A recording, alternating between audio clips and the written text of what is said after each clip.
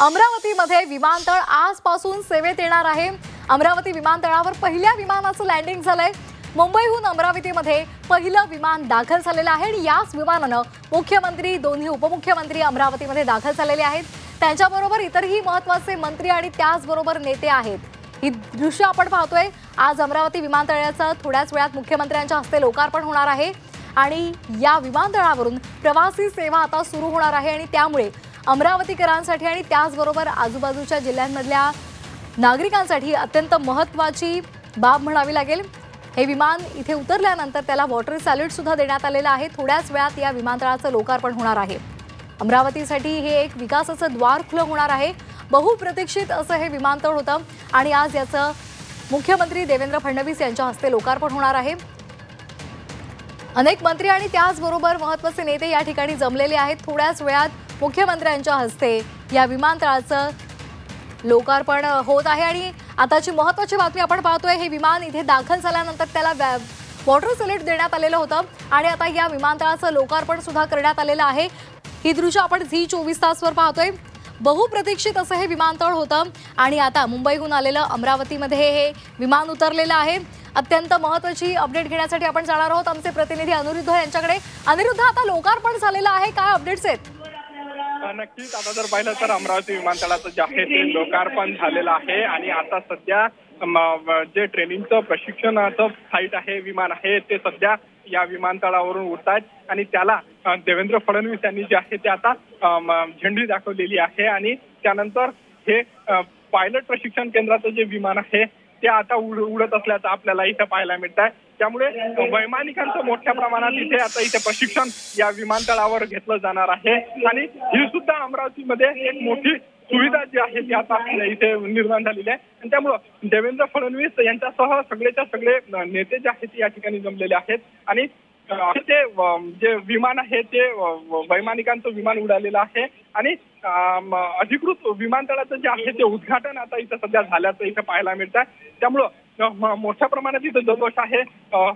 मुरलीधर मोहोळ असतील किंवा आकाश कुंडकर असतील हे इथे देवेंद्र फडणवीसांच्या समोर उभं असल्याचं पाहायला मिळतं आणि MADCचे जे अधिकारी आहेत ते आता या संपूर्ण विमानतळाची माहिती जी आहे ते आता फडणवीस आणि एकनाथ शिंदे त्यासह अजित पवार यांना देताना इथे पाहायला मिळत आहे। सगळी माहिती जी आहे ते फडणवीस बारकाईने समजून घेत असल्याचं इथं पाहायला मिळत आहे आणि त्यामुळे आता फडणवीस जे आहे ते व्यासपीठावर नेमकं किती वेळात येतात आणि अमरावतीकरांना नेमकं ते काय संबोधित करतात, कारण अमरावती विमानतळाच्या नामांतराचा प्रश्न जो आहे तो अजूनही शिल्लक आहे।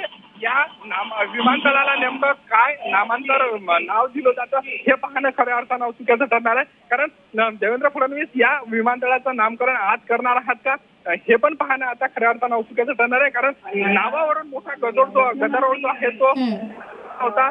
डॉक्टर पंजाबराव देशमुख यांचं नाव देण्याची जी आहे ती मागणी सातत्याने सर्व पक्षांकडून लावून धरली जात आहे आणि त्यामुळं आता नेमकं फडणवीस व्यासपीठावरून काय घोषणा करतात हे पाहणं खऱ्या अर्थानं चुकीचं ठरणार आहे, कारण देवेंद्र फडणवीस हे पंजाबराव देशमुख यांचं नाव देतात की पद्मश्री गुलाबराव महाराज यांचं नाव देतात हे पाहणं चुकीचं ठरणार आहे। अगदी आपण हे दृश्य पाहतोय।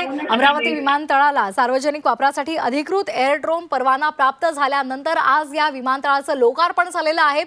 1992 पासून इथे हे काम सुरू होतं। ब्राउनफील्ड विमानतळ म्हणून हे विकसित करायला सुरुवात झालेली होती आणि आता बहुप्रतीक्षित असं अमरावती विमानतळाचं लोकार्पण मुख्यमंत्र्यांच्या हस्ते झालेलं आहे। अनेक मंत्री आणि त्याचबरोबर नेते या ठिकाणी उपस्थित आहेत। यामुळे आता इथल्या विकासाला सुद्धा चालना मिळणार आहे आणि त्याचबरोबर रोजगाराच्या नव्या संधी इथल्या नागरिकांना उपलब्ध होणार आहे आणि त्याचबरोबर पर्यटनाला सुद्धा यामुळे चालना मिळणार आहे। हे दृश्य आपण पाहतोय। या विमानतळाचं एकूण क्षेत्र हे 411 हेक्टर इतकं आहे। 1850 मीटर लांब आणि 45 मीटर रुंदीची धावपट्टी या विमानतळाला लाभलेली आहे आणि बहुप्रतीक्षित असं या विमानतळाचं आज उद्घाटन झालेलं आहे। दरम्यान या विमानतळाची इमारत 2600 चौरस मीटर क्षेत्रामध्ये उभारण्यात आलेली आहे।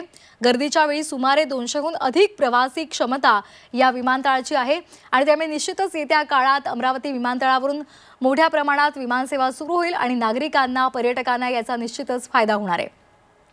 मुंबईहून अमरावतीमध्ये पहिलं विमान लँड झालेलं आहे, विमान उतरलेलं आहे आणि हे विमान इथे दाखल होताच त्याला सलामी सुद्धा देण्यात आलेली आहे।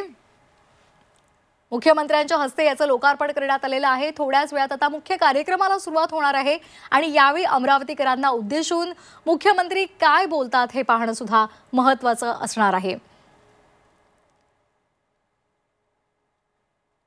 विदर्भाची अर्थव्यवस्था असेल, व्यापार असेल, त्याचबरोबर पर्यटन आणि हवाई संपर्कासाठी अतिशय महत्त्वाचं असं हे अमरावती विमानतळ आहे आणि या विमानतळाचं लोकार्पण आज मुख्यमंत्र्यांच्या हस्ते झालेलं आहे। भविष्यामध्ये इथून सुरत आणि त्याचबरोबर अहमदाबाद विमानसेवा सुद्धा सुरू करण्याचा प्रयत्न असल्याचं बोललं जातंय आणि त्यामुळे ती सुविधा सुरू झाल्यानंतर तिथेही मोठ्या प्रमाणावर ही सेवा नागरिकांना मिळणार आहे। मुंबईहून अमरावतीमधलं पहिलं विमान दाखल झालेलं होतं आणि आज अमरावती विमानतळाचा लोकार्पणाचा सोहळा पार पडलेला आहे। त्यावेळची दृश्य आपण झी24 तासवर पाहतोय। मुख्यमंत्र्यांच्या हस्ते या अमरावती विमानतळाचं लोकार्पण करण्यात आलेलं आहे आणि आजपासून इथून प्रवासी वाहतूक सुरू झालेली आहे। पहिलं विमान लँड झालंय आणि या विमानाला वॉटर सॅलेड सुद्धा देण्यात आलेला आहे। एकाच विमानातून मुख्यमंत्री आणि दोन्ही उपमुख्यमंत्री आणि त्यांच्यासोबत मंत्री आणि नेते या विमानानं अमरावतीमध्ये दाखल झालेले आहेत। मुंबईहून हे विमान अमरावती विमानतळावर लँड झालं त्यावेळची दृश्य आपण झी24 तासवर पाहतोय। लोकार्पणाचा सोहळा झालेला आहे। येत्या काळामध्ये हे विमानतळ अमरावतीच्या विकासासाठी मैलाचा दगड ठरेल असंही बोललं जातंय। आता सध्या ही पाहणी सुरू आहे कशा पद्धतीचं हे विमानतळ आहे, त्याची जी प्रतिकृती आहे त्याची पाहणी मुख्यमंत्री आणि त्याचबरोबर दोन्ही उपमुख्यमंत्री करत आहेत। बहुप्रतीक्षित असं हे विमानतळ होतं आणि त्याचं लोकार्पण आज झालेलं आहे। कोनशिला आपल्याला आता स्क्रीनवरती दिसते आणि मगाशी म्हटल्याप्रमाणे अमरावती विमानतळ आणि प्रवासी विमान सेवेचं लोकार्पण, त्याप्रमाणेच एअर इंडिया FTO डेमो फ्लाईटचं उड्डाण हे सर्व या कोनशिलेवरती चिन्हांकित करण्यात आलेलं आहे। तर या विमानतळावरून आजपासून प्रवासी सेवा ही सुरू होत आहे, याचं लोकार्पण सुद्धा झालेलं आहे। प्रादेशिक कनेक्टिव्हिटी स्कीम अंतर्गत विमानतळाचं रूपांतर हे व्यावसायिक सुविधेमध्ये करण्यात आलेलं आहे। या विमानतळाचं एकूण क्षेत्र 411 हेक्टर इतकं आहे। 1850 मीटर लांब आणि 45 मीटर रुंदीची धावपट्टी इथे तयार करण्यात आलेली आहे आणि त्यामुळे इथल्या नागरिकांना मोठ्या प्रमाणावर याचा फायदा होणार आहे। या विमानतळाची इमारत सुद्धा उभारण्यात आलेली आहे। साधारण 2600 चौरस मीटर क्षेत्रावर ही इमारत उभारण्यात आलेली आहे। गर्दीच्या वेळी सुमारे 200हून अधिक प्रवासी क्षमता या ठिकाणी आहे। तर ही दोन दृश्य आपण पाहतोय। पहिलं दृश्य आहे अमरावतीमधलं। अमरावती विमानतळाचं लोकार्पण झालेलं आहे आणि तिथे आता त्या विमानतळाच्या प्रतिकृतीची पाहणी केली जाते आणि त्याची अधिक माहिती घेतली जाते।